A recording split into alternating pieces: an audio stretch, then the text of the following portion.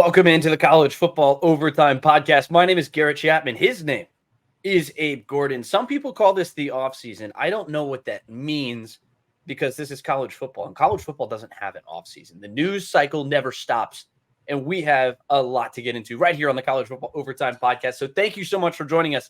If you haven't already, make sure you make sure you subscribe, and follow along each and every week as we are dropping new podcast episodes right here on this, well, whatever platform you're going to be looking like, whether it's YouTube, no matter where you are, audio or visual. But we got a lot to get into here on the College Football Overtime Podcast.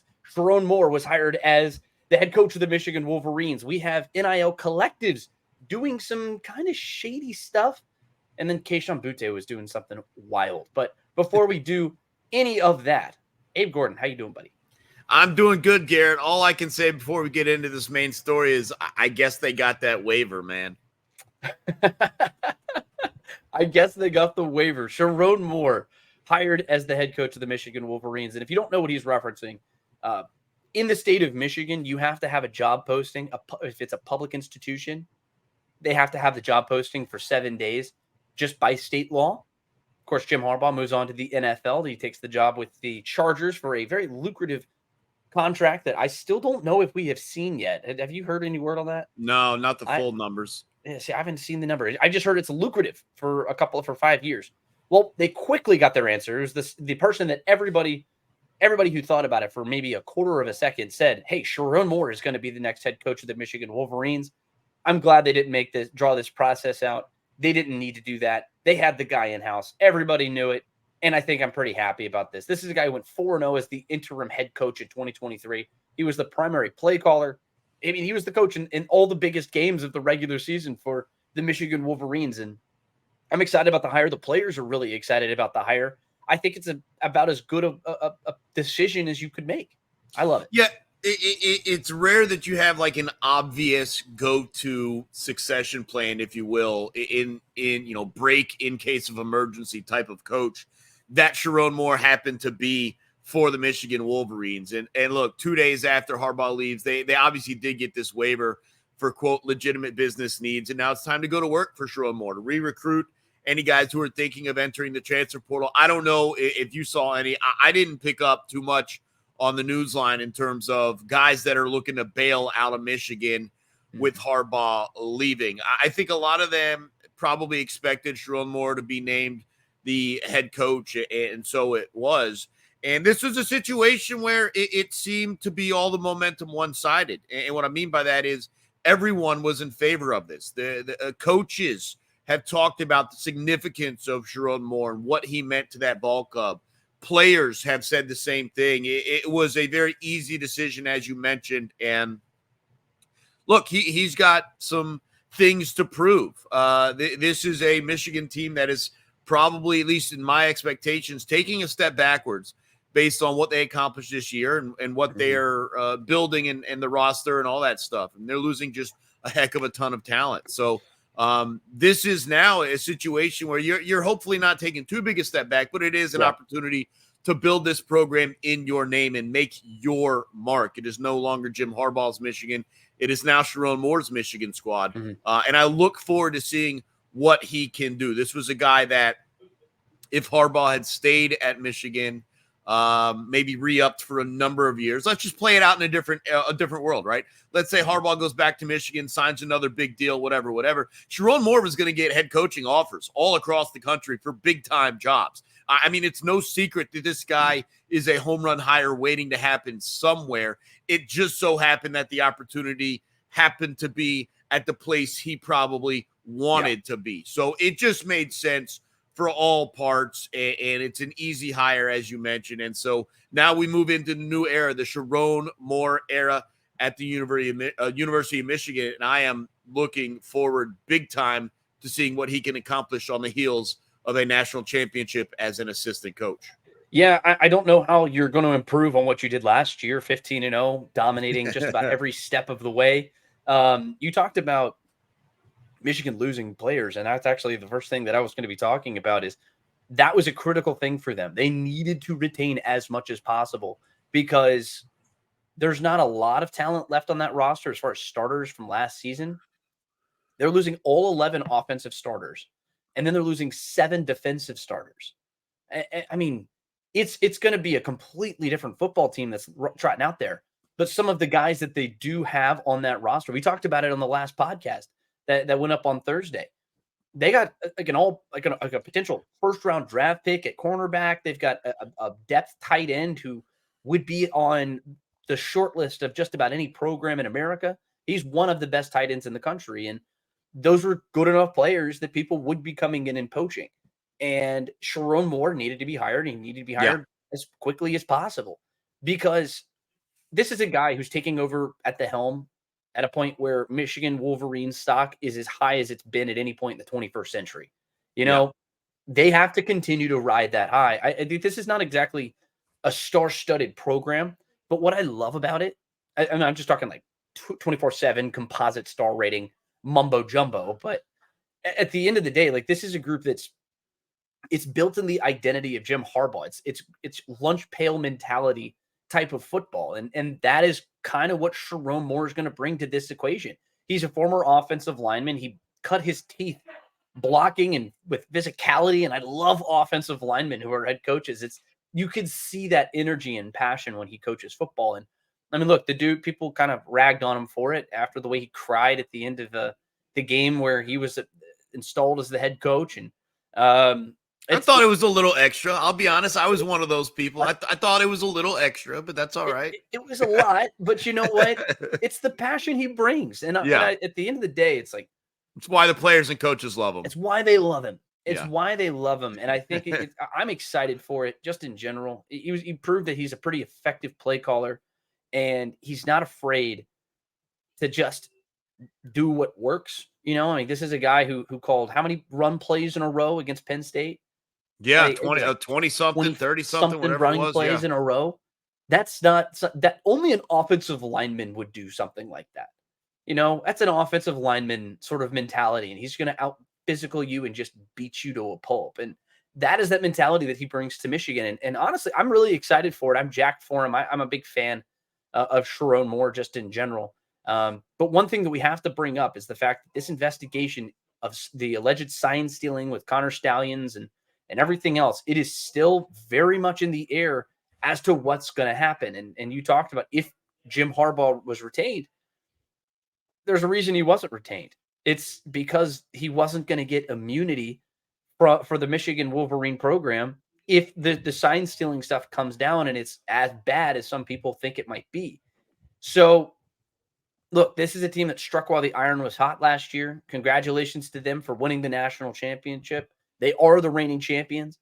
But when that investigation comes to light and those penalties start unraveling, we'll see what this program really looks like. I think they'll be fine, and I really like that Sherrone Moore is the guy, and I'm excited for him. I'm excited for that program, but it could look very different depending on what the inevitable pending whatever penalties are going to be coming.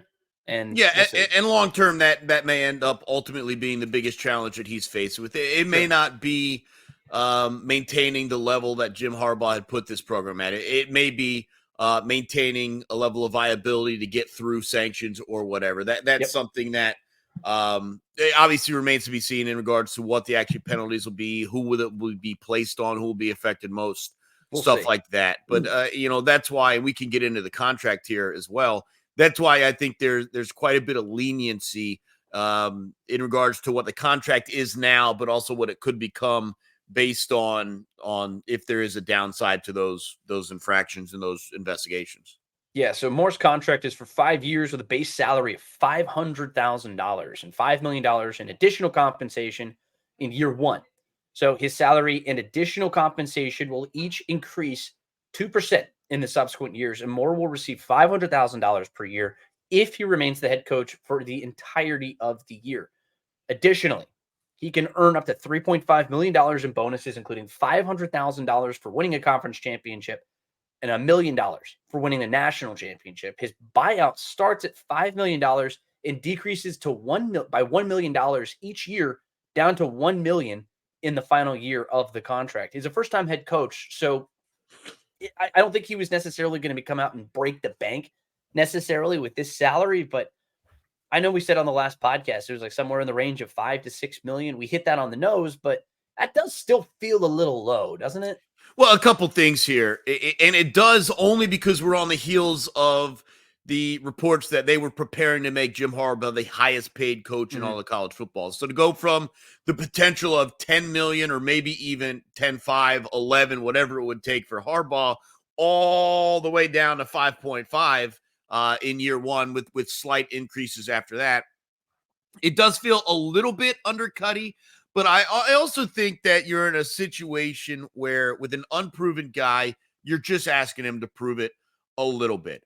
I think you look at this deal and you say, especially if he can win after this year, considering what all they're losing, or if he looks to be building something in the future in year 2 or year 3, I think it's very easy to sit down and say, here's the deal.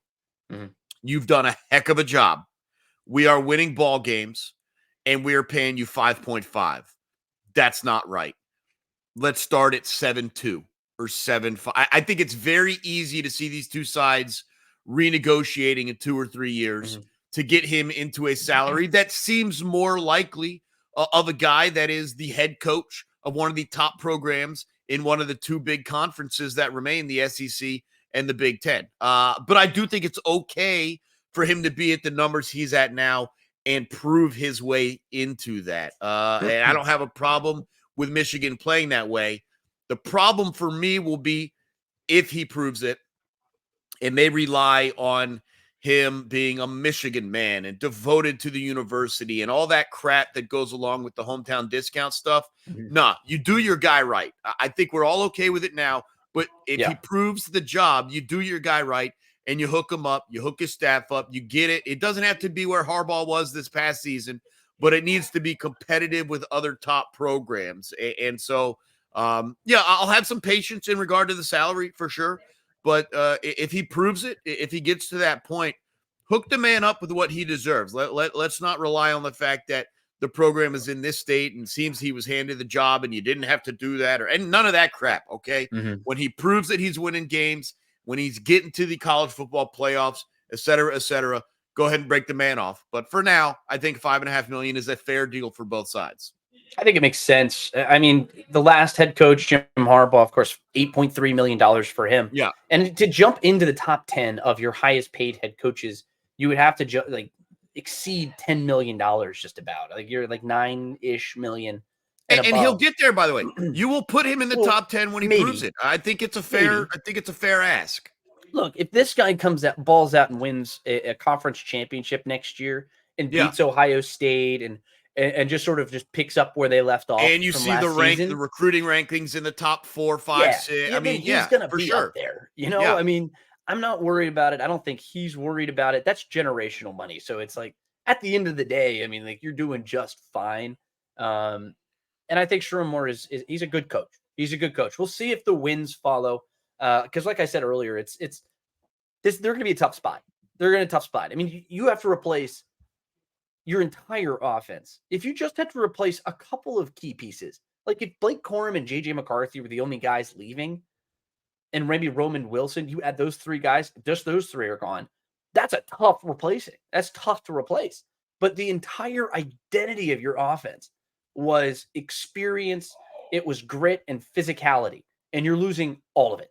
And I am fascinated to see how the identity of that team just how it looks next year.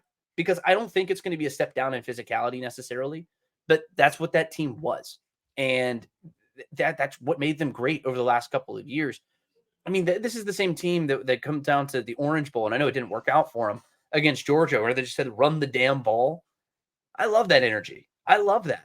Of course, it didn't work out for him in that game, but I think it did. It did last year, and that's just the way that they are. But I'm excited for Sherrone Moore. I'm excited to see how it goes. I'm curious, though, what it looks like in that Ohio State game. Of course, that is going to be carrying a lot of implications. Of course, last year, Sherrone Moore won that game. He was the interim head coach. I guess that technically counts as his win, right? But There's a lot riding on that football game. Look, Ohio State is taking crazy jumps forward. We know that, and it's their backs against the wall in regards to Ryan Day, and they're probably going to enter as the number 2 team or number 3 team. And look, all I'll say is this, because we don't need to get into the whole discussion there, but I would say this. The other thing about Michigan and Sherrone Moore is don't panic if there's a significant step back this season. I don't care who it is, Sherrone Moore or Jim Harbaugh. This team is not going to be taking the steps that they were. It's just my opinion. I just don't think no matter who the coach was that they were going to be at the level they were at this past year. No, I think that's fair to say. And so I do think a little bit of patience is required from Michigan fans in regards to Sherrone Moore in year one. Look, maybe he surprises. I thought, I told you this the other day, successful season, I think would be making the 12-team playoff. I think that'd be outstanding considering the positions that you're in and the schedule you're facing. So that would be my goal, to kind of overachieve into that realm. I don't know. And you play it out from there. Who knows what happens when you get into the playoffs. But be prepared. If that's not the case, if you do find yourself 17th ranked team in the nation, 23rd ranked team, I think that's okay in year one. You got to give this guy a chance to build and grow, because there is a huge decrease in talent from what they had this past year to what they're going to have next year. Yeah, and taking a look at this schedule too, it is brutal. I mean, you have Texas in week 2, you have USC in week 4, and then you're into your slate of Big Ten games. Washington, in Seattle. It's a tough ask for any college football fan, but be realistic about be realistic. That's all I'm asking, is be realistic. 1, 2, 3, 4, 5. It would not surprise me if this team goes 8-4, 7-5 next season. Yeah, and look, that would not surprise me at all. And they can still have a really good season. If that's the case, you're not going to be in the college football playoffs, and I think that's okay. That's all I'm saying. I think that's okay. They're going to take a step back. We'll see what they do. It's a long off season. Lots of preparation still to go. Lots and lots of off season. It's too long. I hate the off season. It's the worst time of the year. But let's move into something else here, because there is something that you actually brought to my attention. I hadn't even seen this, but the status of NIL collectives is murky. That's probably the best way to describe it. It is kind of shady, underhand business dealings. It's the kind of thing that it was the underbelly of college football and college athletics in general for a very long time. And now it's just sort of been thrust into the light. And this actually comes from a tweet from Darren Heitner, who is a top sports trademark attorney for Sportico. And he says, quote, "Just heard about a player who signed an NIL collective contract, not realizing that it was that in it includes a provision buried in the agreement that the collective will serve as his exclusive NIL agent. The collective may think it has leverage, but it doesn't let the player out. The player can destroy the school by going public about the very clear inducement to cause the athlete to enroll at the school that the collective promotes. The more oppressive collectives make these contracts, the more exposure they're inviting to the schools that they are supposedly supporting." This is a dirty tactic. This is a very dirty tactic, but it's not something that is new. And this is, again, I said this on this podcast a few weeks ago, and I'll say it again. They absolutely need to protect these football players. They are being exploited by people who they're signing contracts that they don't know what they're signing. They don't know. They think that they're being protected because this is with the school. They're affiliated with the school, but they're not. These are vultures. These are predators. These are people preying on 17, 18, 19-year-old kids who don't really know what they're doing with this. And many of their parents don't have experience with any of this. What do we expect these kids to do? So we need to get rid of all this. There needs to be some form of collective bargaining. They need to make these kids employees, and we need to move on into the 21st century. Yeah, what you're dealing with here, Garrett, is what it appears to be a regulated industry that is actually unregulated.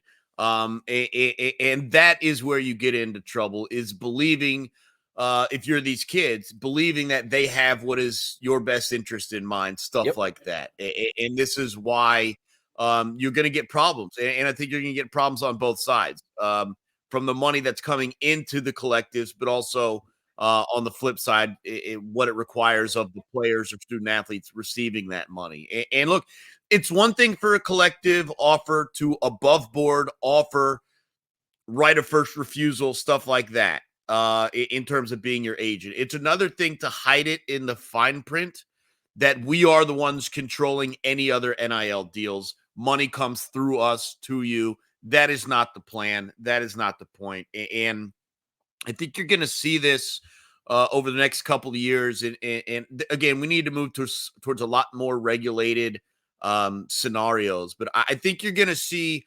colleges, specifically football teams and basketball teams, have people on the athletic department staff who are dealing with the best players' interest in mind. It's almost like people who, their colleges have people who are there to help with eligibility and make sure players are doing what's required to remain eligible. I think there's going to be extra roles on staff, not necessarily a football team, job per se, but something within the athletic department that is the NIL or the collective equivalent of like an eligibility advisor, something like that. And so that probably needs to come into play quickly. Players, they have to have someone they can trust, someone they can go to help them get through the legalese of these contracts, but also for suggestions and advice. And obviously,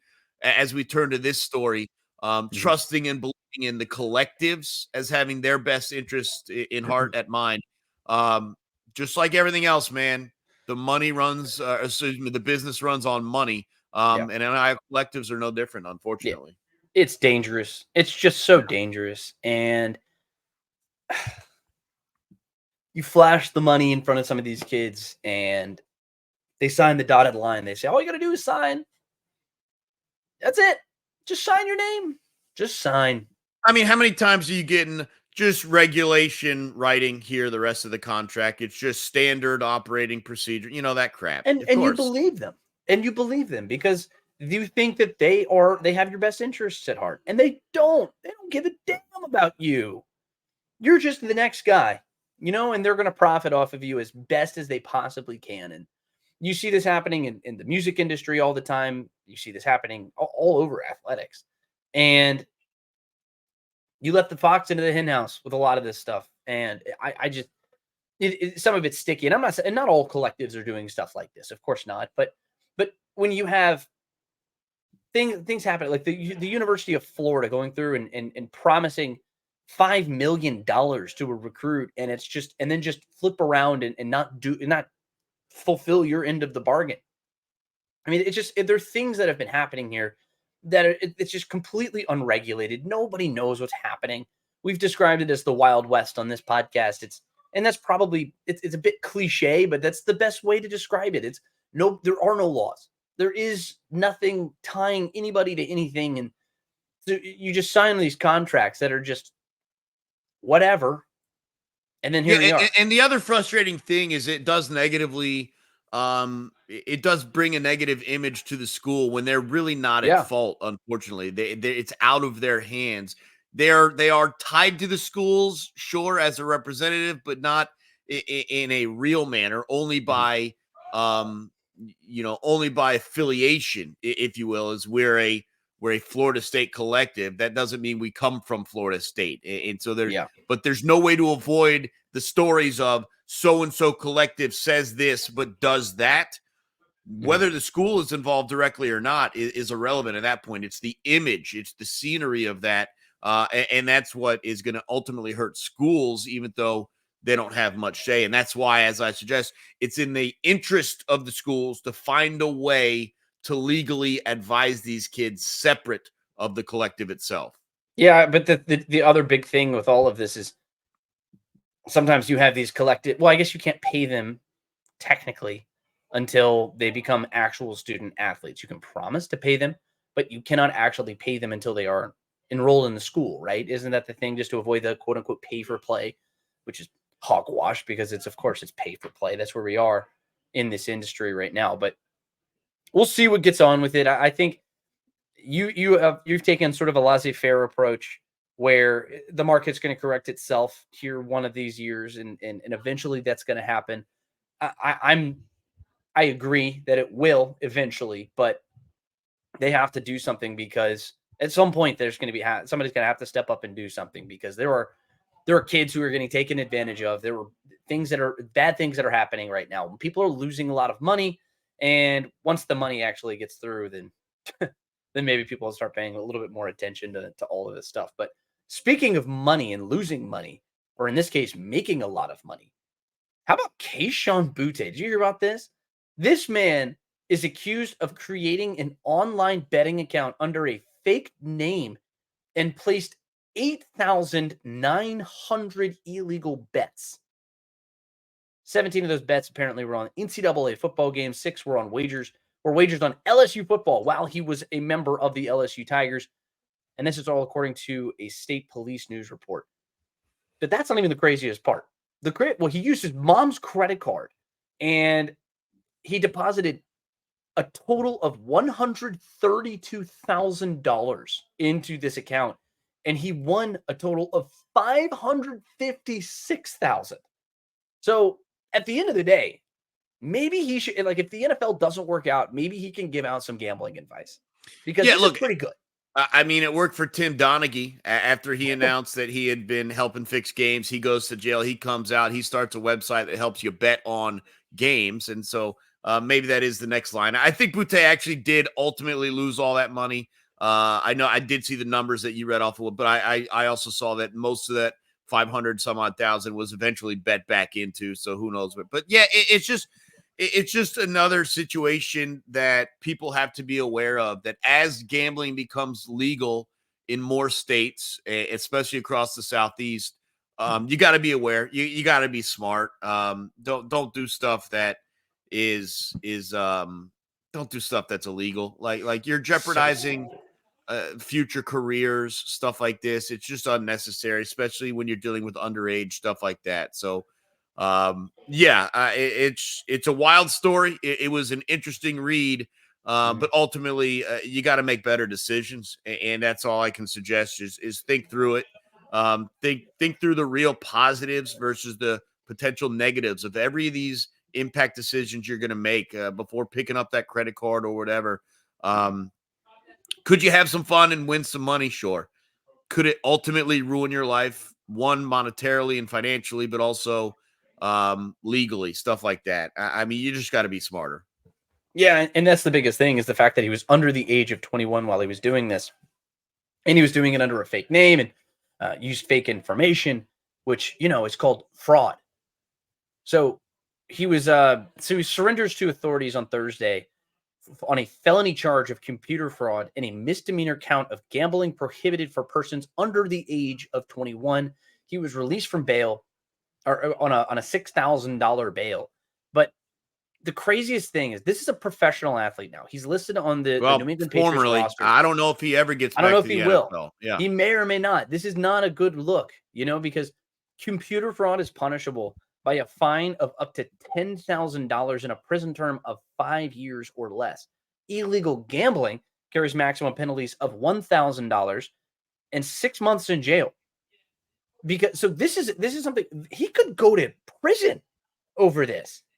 He could spend like 3, 4, 5 years in jail, because this is that's a big deal. That's a really big deal. Fraud, computer fraud, especially in this day and age, man. You got to be smarter than that. You got to be smarter than that, and it's not worth it to gamble a little bit. And if you know somebody, like, I understand having a bookie or doing something else like that, but some of it, dude, man, like that's big money. That's big money, and you got to be smarter than that.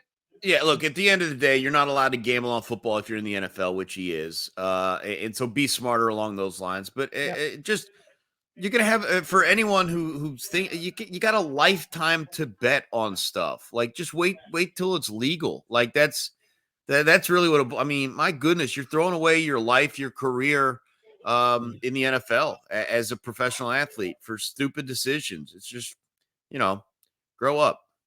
That's all. Yeah, and the biggest red flag is that he was gambling on games that he was playing in at LSU. Yeah. That's a big deal. You cannot do something like that. That is so stupid, Because, I mean, you saw the stuff that Pete Rose went through when he was gambling on his team to win. He was just betting on his team to win. And now he has effectively he has a lifetime ban from baseball. Yeah. You know, I mean, you got to see the mistakes of the people who came before you, and you can't make them yourself. But, oh boy, we'll see what happens with Keishon Butte. Of course, he's not in prison or in jail anymore. He posted his bail, and so we'll see what happens. He'll probably be going through the court cases here over the next couple of weeks. But you know what? That's it for us right here on the College Football Overtime Podcast. Off season's a long time, but don't worry. We're here, and we'll keep you company for the next couple of months right here on the College Football Overtime Podcast. For Abe Gordon, my name is Garrett Chapman. Make sure you are liked. Make sure you are subscribed, because why not? Get you more great content from us. But until next time, we'll be right here. So see you next time.